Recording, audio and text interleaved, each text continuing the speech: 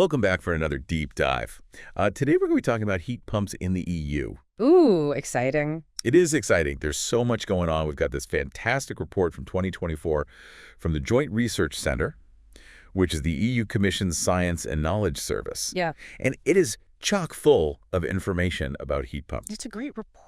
It is a great report. We're going to try and unpack it for you, give you a sense of kind of where things are at, where they're headed. Yeah, it really captures the current state of heat pumps. Yeah, and the future. All the excitement surrounding them, but it's also got, a realistic look at some of the challenges. Yeah, definitely. So let's get started with, why is everyone talking about heat pumps all of a sudden? Right. This report really positions them as a crucial technology for the EU. The EU wants to be carbon neutral by 2050. Okay. And this report is saying heat pumps are a really big part of that. Yeah, absolutely. I mean, when you think about all the emissions that come from buildings and industry, heat pumps play a major role in decarbonizing those sectors. And what's great is that they can do that without, sacrificing comfort or productivity. Yeah, they're not asking people to go back to, the Stone Age or anything. Exactly. It's like, you can have your cake and eat it too. You can have your comfort, but you can also have your clean energy. And it's not just the environment either. This report really highlights energy independence. Oh, yeah. Especially after everything that's happened geopolitically lately. Yeah. Getting off of those fossil fuels is even more urgent. For sure. I mean, the EU's dependence on Russian gas has been a huge concern, right? And heat pumps offer a real alternative for heating homes and powering all those industrial processes. And they're efficient. Yeah. Like, did you know that they can produce 4 times the heat output of a traditional boiler? Yeah. Using the same amount of energy? Yeah, it's incredible. And that efficiency is a game changer when it comes to cutting those energy bills and, of course, reducing emissions. So it's kind of a win-win. So we're hearing all this talk about heat pumps being the future.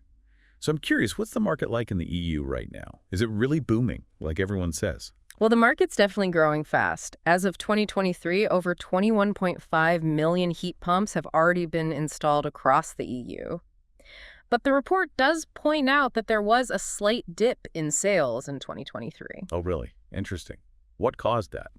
Well, it seems like a few things happened.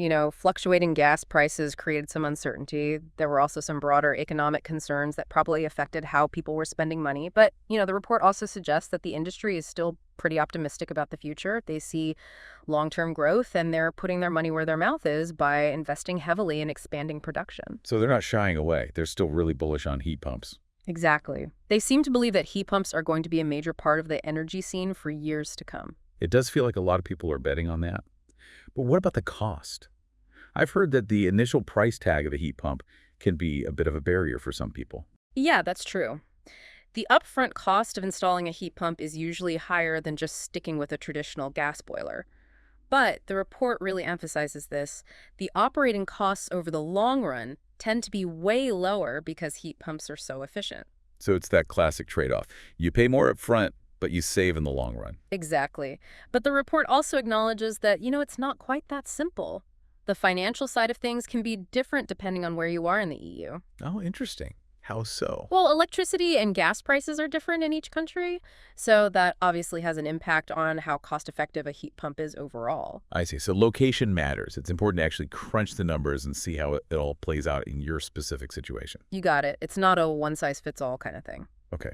So cost is a factor.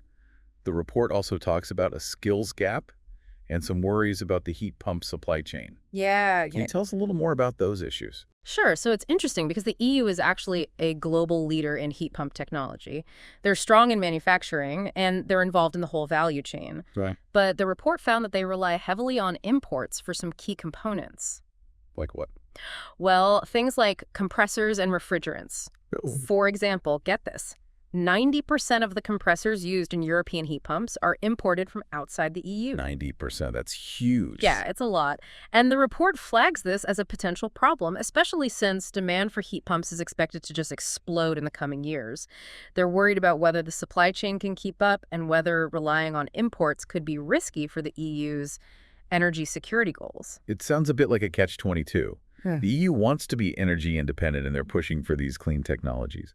But at the same time, they need other countries to make it happen. Exactly. And that's where the report gets into what the EU is doing to try and fix this. They're investing heavily in research and development to boost domestic production of these components.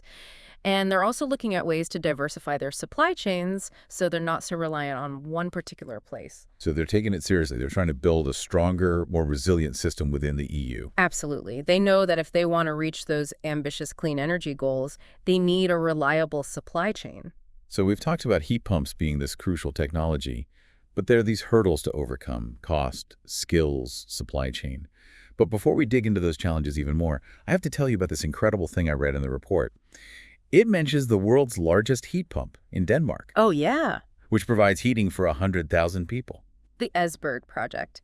It's an amazing example of what heat pumps can do on a large scale.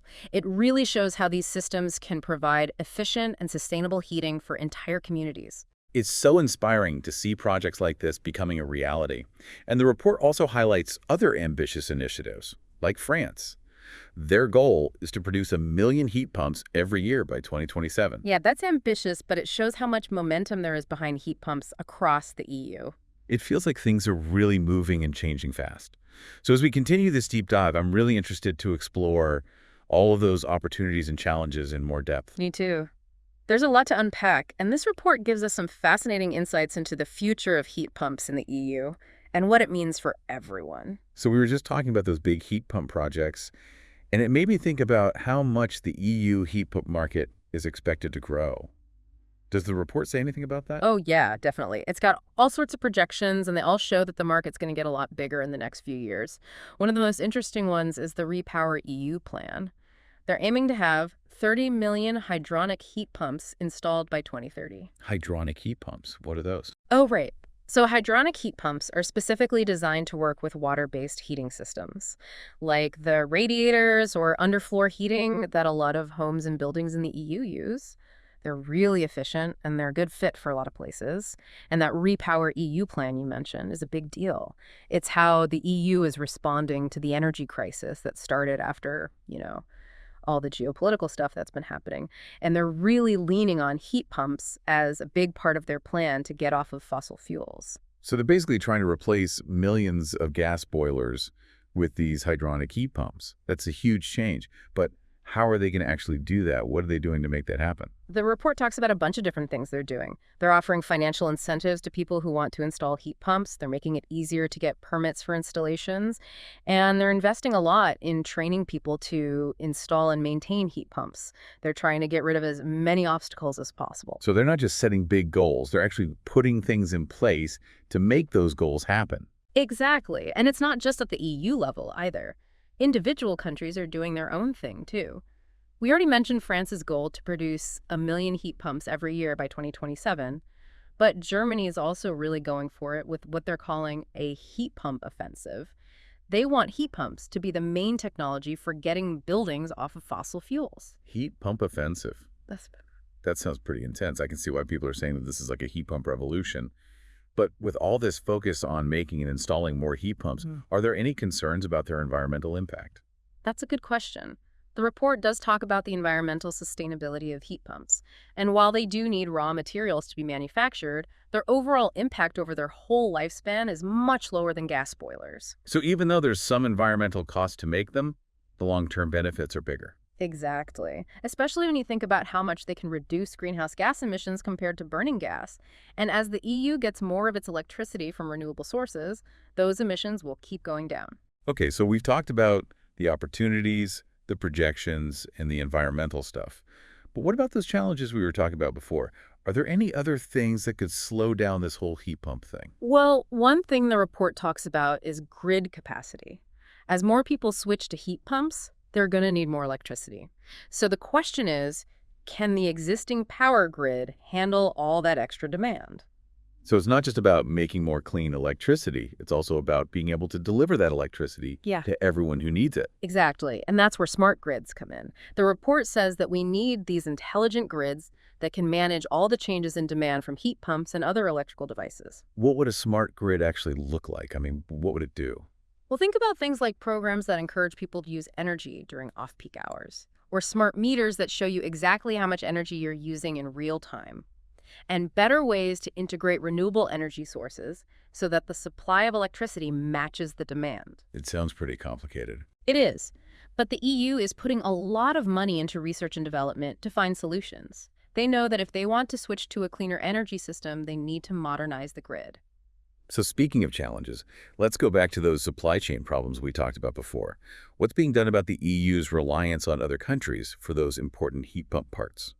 The report says they're doing a few things to boost domestic production of those components. They're investing in research and development to find better and cheaper ways to make them in the EU. They're offering financial incentives to get new manufacturers to set up shop in the EU. And they're creating programs to help research institutions and companies work together to come up with new innovations. So it's all about building a strong and reliable supply chain within the EU, so they're not so dependent on other countries. Exactly. It's a strategic move. It helps the EU become a leader in the global heat pump market, and it also protects their own energy security. We've covered a lot today, from the big environmental benefits to the details of supply chains. But let's think about this from an individual's perspective. If someone's listening to this and thinking, maybe I should get a heat pump, what advice would you give them based on this report? That's a great question, and it's one we can talk about more after a quick break.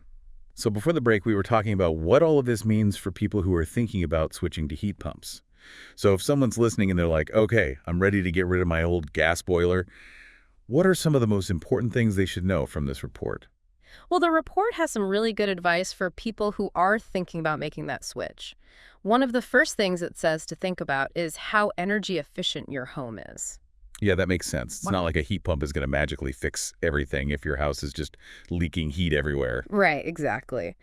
Heat pumps work best when a building is well insulated. So even before you start thinking about installing a heat pump, it's a good idea to check your home's insulation and make it better if you need to. So spending some money on insulation up front could actually save you more money in the long run and make the heat pump even more effective. Exactly. It's a smart investment. And another thing the report talks about is that there are different types of heat pumps, like air source, ground source, water source. They each have their own pros and cons, depending on your needs and where you live. So it's not like you can just pick any heat pump and it'll work perfectly. Yeah. You really have to do your research. Yeah, for sure. And that's why it's so important to talk to a qualified installer. They can look at your house, talk to you about what you need, and help you choose the best system for you. Speaking of installers, the report did mention that skills gap. I'm guessing it might be hard to find qualified installers in some places. Yeah, that's definitely something to keep in mind. The report says you should make sure you choose a reputable installer who has the right experience. If a heat pump is installed badly, it can cause a lot of problems and you won't save as much energy. So do your homework, get recommendations, and make sure the installer knows what they're doing. Absolutely. And don't forget about those financial incentives we were talking about before. A lot of EU countries offer subsidies or tax breaks to encourage people to get heat pumps. So that can help with the upfront costs. Yeah, that's a good point. Even though heat pumps usually cost less to operate over time, that initial price tag can still be a lot for some people. And since we're talking about costs, the report really stresses that you should look at the total cost of owning a heat pump over its lifetime. When you factor in things like potential energy savings and those subsidies we were talking about, heat pumps often end up being more cost-effective than those old gas boilers. It's like you have to think long-term, not just focus on that initial sticker price. Exactly. Well, this has been a really interesting deep dive into the world of heat pumps in the EU. We've learned that they're a really important technology for creating a cleaner and more sustainable energy future. They're super efficient, they can help us be more energy independent, and they have the potential to really reduce our impact on the climate. And even though there are some challenges like costs, supply chains, and grid capacity, the EU is working hard to overcome those obstacles and make it easier for people to adopt heat pumps. What's really exciting is that we're seeing this transition happening right now. From ambitious government plans to new technologies to everyday people making the switch, it feels like there's a lot of momentum behind heat pumps. It really does feel like a time of big change in the energy sector, and heat pumps are at the center of it all. So to everyone listening, if you're thinking about joining this heat pump revolution, we say go for it. It's an investment in your comfort, your wallet, and the planet. And if you want to learn even more, make sure to check out that 2024 report from the Joint Research Center. It's full of great insights and information. Thanks for joining us on this deep dive.